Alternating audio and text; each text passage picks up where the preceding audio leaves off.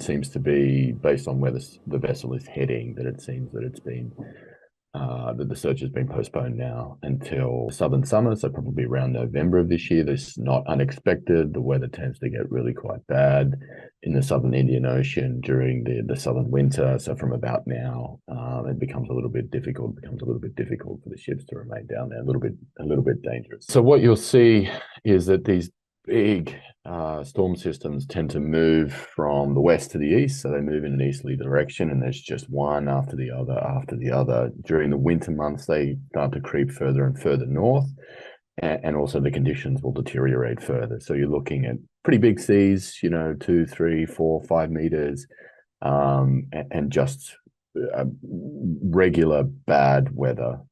Wind conditions will be bad, but you have to remember that this is in terms of global oceans or being at sea, this is just about the worst place that you can be. You're extremely exposed, and it's about 6 days sailing to the nearest port, which is Fremantle. So you're out there, it's terrible weather, and you're a long way from home. The seafloor in that part of the world is very dynamic, which makes searching more challenging. But I think the major problem is that because of that challenging seafloor, really the only way that you can do it, and the depth, really the only way you can do it is using autonomous underwater vehicles. And the issue becomes when you're trying to recover those, when you're trying to bring them up out of the ocean and put them back on the ship, that's really, really dangerous. Any kind of evolution, as we call it in the maritime world, of that kind is really, really dangerous.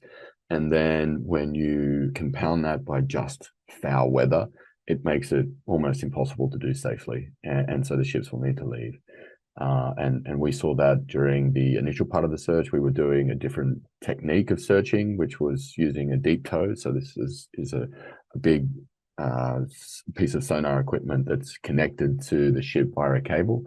That was even worse. It's like having a big anchor trailing behind you as you're moving forward in really at times terrible weather. So I think it's that launch and recovery of equipment that frankly in this sort of weather is impossible. And the last thing that you want to do is leave the AUV in the water because you can't recover it. That might be the one mission that the AUV has been on that's found the aircraft, for instance. And so you don't want to send that thing out there for 70 to 100 hours of data collection on a mission and then not be able to recover it.